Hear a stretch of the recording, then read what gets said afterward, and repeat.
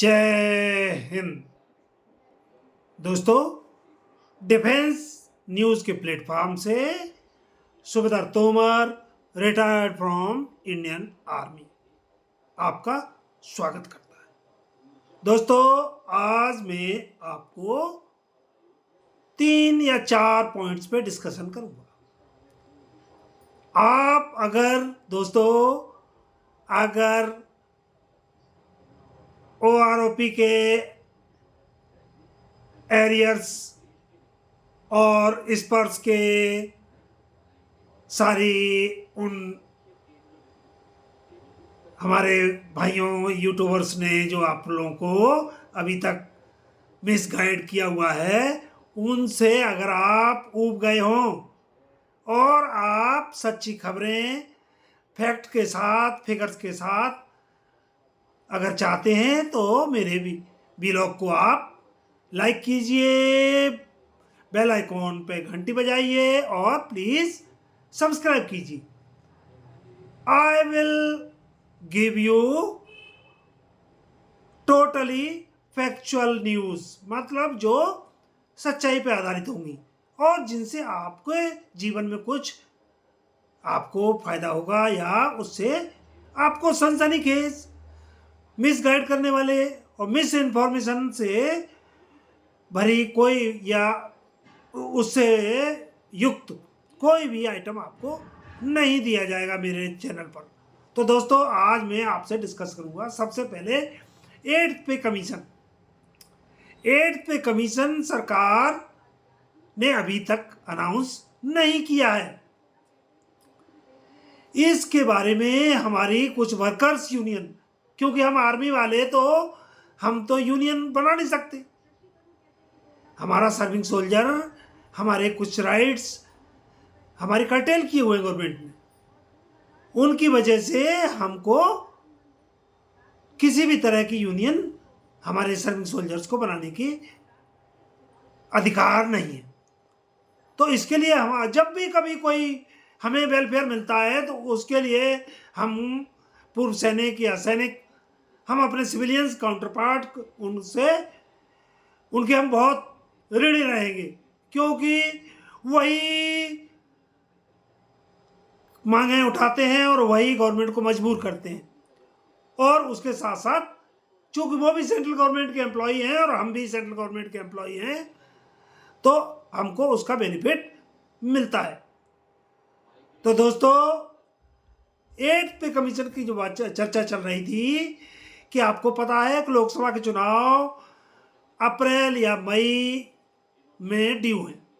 अब गवर्नमेंट के ऊपर है वो कब उसका अनाउंसमेंट करने जा रहे हैं, हमारा इलेक्शन कमीशन। तो गवर्नमेंट भी चाहेगी कि इस लोकसभा चुनाव से पहले एम्प्लॉइज को थोड़ा सा लुभाने के लिए कोशिश करेगी कि 8वें पे कमीशन का शायद, कोई कंपलसरी नहीं है कि गवर्नमेंट ऐसा करने जा रही है, शायद मैं बोल रहा हूं कि शायद फुल चांस है वैसे कि 8वें पे कमीशन का गवर्नमेंट अनाउंस कर देगी। और जैसा कि आपको पता है, पे कमीशन से एम्प्लॉयज़ की पे, पेंशन, अलाउंसेस, DR और कई चीज़ें उसकी लिंक होती हैं, इसलिए एम्प्लॉयज़ को पे कमीशन का इंतजार रहता है। तो दोस्तों, मैं आशा ही नहीं करता हूँ, पूर्ण विश्वास है कि हमारी गवर्नमेंट 8th पे कमीशन का जल्दी ही अनाउंसमेंट करने जा रही है। इसके लिए आपको पता है कि वर्कर्स यूनियन पूरा प्रेशर गवर्नमेंट के ऊपर डाल रहे हैं। दूसरी बात दोस्तों, दूसरी खबर है कि हमारे major general Satbir Singh retired, जो कि हमारे कोऑर्डिनेटर हैं इंडियन एक्स सर्विसमैन मूवमेंट्स, एक संस्था है पूर्व सैनिकों की, उसके वो कोऑर्डिनेटर हैं। तो उन्होंने एक ट्विटर, जो कि आजकल एक्स बन गया है, ये एक ट्विटर है जो कि आपको पता है सोशल मीडिया है, उस पर उन्होंने एक ट्वीट किया है और भारत सरकार के मतलब गवर्नमेंट इंडिया के अपने प्राइम मिनिस्टर मोदी को एक चिट्ठी लिखी है उन्होंने। ये चिट्ठी उन्होंने 28 दिसंबर 2023 को लिखी है। उस चिट्ठी चूंकि 4-5 पेज की है, उसका मैं आपको मूल मेन पॉइंट आपको बता देता हूं कि उन्होंने उसमें किस किस चीज के लिए लिखा है। उन्होंने सबसे एक बहुत अच्छा पॉइंट लिखा है कि भारत सरकार को चाहिए कि कोर्ट्स ने जो डिसीजन दिए हुए हैं, कई तरह के आर्मड फोर्सेस ट्राइब्यूनल ने डिसीजन दिए हुए रिगार्डिंग कि सोल्जर्स का 80 साल जो सीनियर सिटीजन को पेंशन मिलती है, अभी तक गवर्नमेंट को क्या कर रही है कि 80 साल कंप्लीट होने के बाद पेंशन, एडिशनल पेंशन इंप्लीमेंट मतलब क्रेडिट करना शुरू कर दी। जबकि कोर्ट्स ने, कई कोर्टों ने और एएफटी ने इसके ऊपर फैसला दिया हुआ है कि नहीं, जिस दिन 80 इयर्स बिगिनिंग होगा, पहला दिन होगा, उसी दिन वो पूर्व सैनिक या जो भी एम्प्लॉय है उसकी एडिशनल पेंशन जो 20% उसको मिलना है उसको क्रेडिट हो जाना चाहिए 20% उसी दिन से, मतलब first month of the pension beginning 80 साल के लगते ही, 80 साल के शुरू। एक ये पॉइंट उन्होंने लिखा है। दूसरा उन्होंने लिखा है कि अपना restoration of pension to reservist को अभी तक भी ओआरओपी से आउट किया हुआ है। मेरे को समझ में नहीं आता किस ने हमारे रिजर्विस्ट को ओआरओपी के लाभों से वंचित किया हुआ है, जबकि आपको पता हो दोस्तों कि रिजर्विस्ट पेंशनर गिनती के बचे होंगे, शायद 10 या 20 पूरी इंडिया में। गवर्नमेंट का इसमें क्या जा रहा है कि जो गवर्नमेंट उनको रिजर्विस्ट को पेंशन, ओआरओपी के पेंशन का लाभ नहीं दे रही, और उसके अलावा उनको उनकी पेंशन भी बहुत कम है नॉर्मल पेंशनर से, उसको बराबर नहीं कर रही है, जबकि इसके ऊपर कोर्ट की रूलिंग आ चुकी है। तो आप इसके अलावा, अब ये जनरल साहब सतबीर सिंह साहब के पॉइंट है, मैं बता रहा हूं जो उन्होंने प्राइम मिनिस्टर को अपने लेटर में लिखे। तीसरा उन्होंने लिखा है कि गवर्नमेंट को है ना, एक पॉइंट ऑफिसर्स के बारे में, अपनों को, अपन जेसीओआर को ये अफेक्ट नहीं करता है। NFFU नॉन फंक्शनल अपग्रेडेशन, तो इसके ये अफसर्स को है, अफसर्स इसकी डिमांड कर रहे हैं सिविलियन अफसर्स की तरह, इनको ये NFU नफू इसका बेनिफिट मिलना चाहिए। ये 4-5 पॉइंट हैं जो हमारे जनरल साहब ने गवर्नमेंट ऑफ इंडिया को प्राइम मिनिस्टर के लेवल पे लिखा हुआ है, ऐसे नहीं है। इसका लेटर अगर आपको किसी को देखना है तो ट्विटर पे जाइए और जनरल सतबीर सिंह साहब के ट्वीट में आप इसमें देखिए, you can read that, but कोई जरूरत नहीं है, मैंने आपको पूरा उसको इंक्लूड कर दिया। तीसरी बात दोस्तों, तीसरी बात आपको मैं बताने जा रहा हूं, हमारे नेपाली गोरखा सोल्जर, इनका एनरोलमेंट आपको पता है जिस दिन से जून 2022 में अग्निवीर स्कीम को इंप्लीमेंट किया गया था, और उससे पहले आपको पता है 2 साल पहले से भी इनरोलमेंट आर्मी में या डिफेंस फोर्सेस में बंद किया हुआ था, रोक लगाई हुई थी ड्यू टू बहाना ऑफ वो अपना कोविड के बहाने से 2 साल वैसे भर्ती नहीं की गई। ये हमारे नई सरकार, मोदी सरकार की, क्या कहेंगे इसको, मैं तो इसको जरा अच्छा, मुझे शब्द नहीं आ रहा है, आप लोग कोई शब्द चुन लेना और समझ जाएंगे आप कि मैं क्या कहना चाहता हूं। तो उसके बाद जून 2022 में अग्निवीर स्कीम लागू की गई और हमारे न जाने कितने युवा एयरफोर्स एग्जाम पास करने के बाद, मेरिट लिस्ट में आने के बाद अपनी ज्वाइनिंग का इंतजार कर रहे थे। बेचारे ऐसे अभागे जो बड़ी मुश्किल से, कितनी मेहनत से उन्होंने एग्जाम पास किए होंगे, उनके एग्जाम को गवर्नमेंट ने नल एंड वॉइड कर दिया। उनको किसी भी तरीके का कोई ज्वाइनिंग नहीं, कोई कुछ नहीं, मतलब कह दिया कि ये सब बेकार। इसके अलावा हमारे आर्मी रिक्रूटमेंट जिनके एग्जाम हो चुके थे उनके रिजल्ट विदाउट कर दिए गए। इसके अलावा कईयों की फिजिकल हो चुका था, किसी का मेडिकल हो चुका था, किसी का कुछ, और ऐसे लाखों इस देश के गांव में एक ही रोजगार है इंडिया में, और स्पेशली साउथ इंडिया और नॉर्दर्न इंडिया में, और वैसे तो कहो पूरी इंडिया में गांव के युवा में एक ही उसका रोजगार है, वो आर्मी को, डिफेंस फोर्सेस को ज्वाइन करना। और उसको डिफेंस फोर्सेस ज्वाइन होने के बाद उसके परिवार की, उसके गांव की, उसमें उसके सम्मान में जो बढ़ोतरी होती है। क्योंकि हमारे देश में जो एक स्वस्थ युवा है, जो डिफेंस, देश की रक्षा में जाना चाहता है, बहुत कम लोग होते हैं। शहरी वर्ग तो बहुत कम इसके लिए इच्छुक रहता है। तो वो लोग जो ग्रामीण परिवेश से हमारे युवा आते हैं, उनका, वो भी बेचारों का, उसके ऊपर भी बहुत बड़ा रोक लगा दी गई। अब क्या नौकरी निकाली गई है, अग्निवीर, 4 साल का टेन्योर। 4 साल में वो आदमी, हमारा युवा, ट्रेनिंग भी करेगा, ट्रेड ट्रेनिंग भी करेगा, उसके बाद वो छुट्टी भी जाएगा 4 साल में, और वो कब देश के लिए क्या योगदान देगा।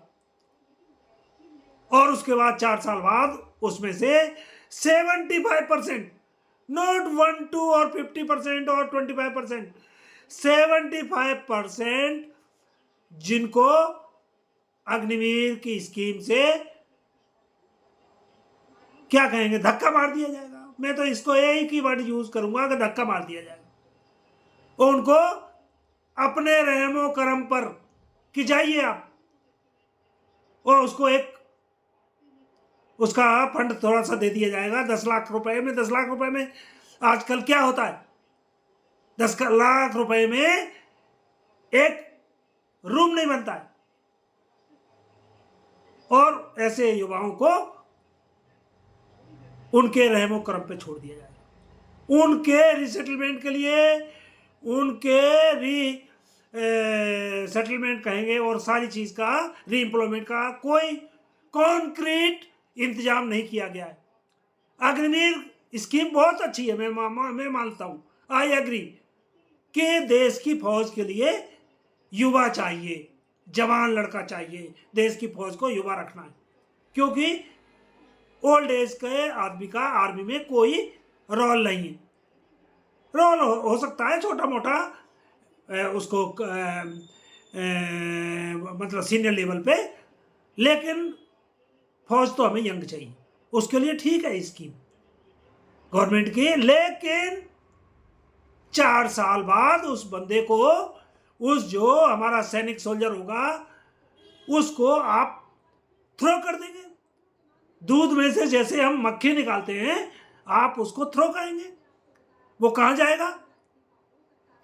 उसके बाद वो क्या करेगा, एक ट्रेंड सोल्जर, न वो घर का रहा ना घाट का।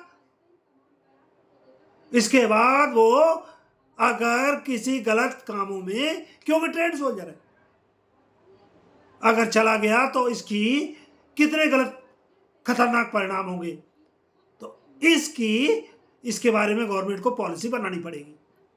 आप रखिए 4 साल बाद 75% वालों को निकालिए, लेकिन उनको कोई कॉन्क्रीट उनका रिसेटलमेंट होना चाहिए। They must be given the opportunity to join either ITBP, CISF, BSF और गवर्नमेंट अंडरटेकिंग्स, सिविल में कहीं भी हो, उसको गारंटेड जॉब मिलना चाहिए। नेक्स्ट दोस्तों, तो इसके ऊपर अभी हमारा एक नेपाली गोरखा है, नेपाली गोरखा जिसकी मैं बात चल रहा था। नेपाल गवर्नमेंट ने अपने नेपाली गोरखास को इंडियन आर्मी में ज्वाइन होने से रोक लगा दी। उन्होंने कहा कि 1947 में जो ट्राईपार्टाइट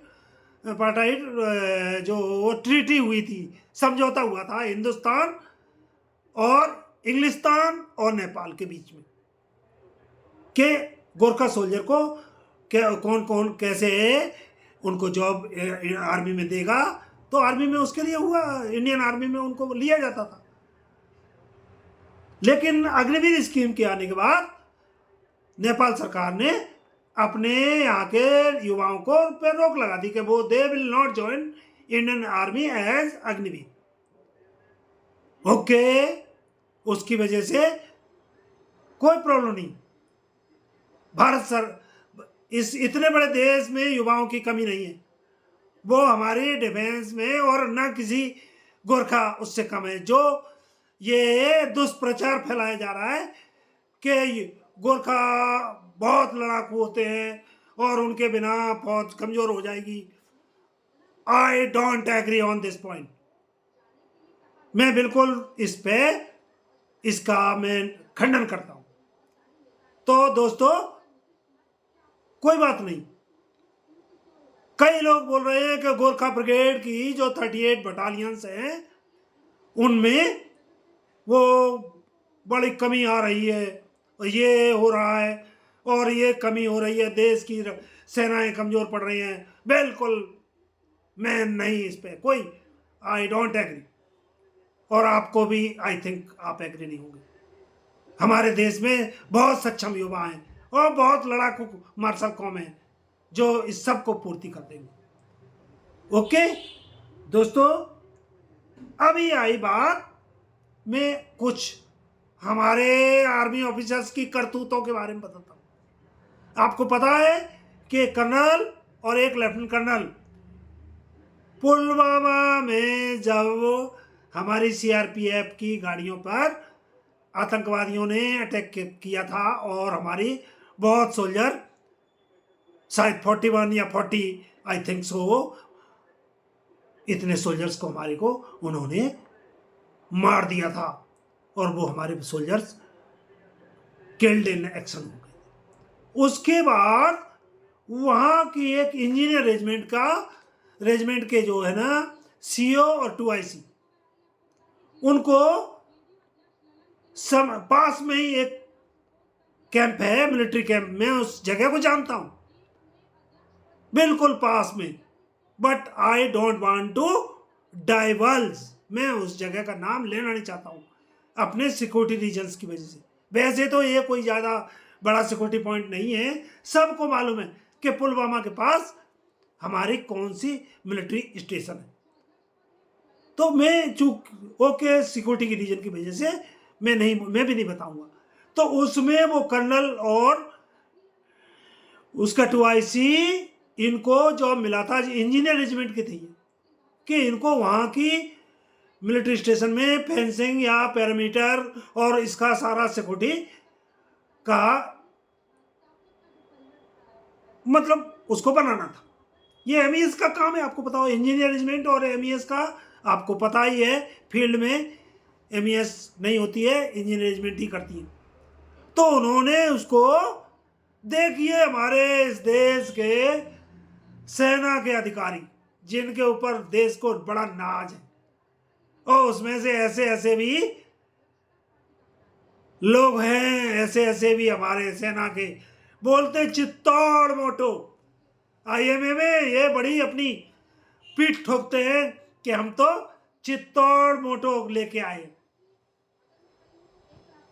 तो उन्होंने वहाँ उस पैरामीटर को बनाने के लिए सिक्योरिटी उसमें काफ़ी करप्शन किया और वो करप्शन पकड़ा गया। अब उनके ऊपर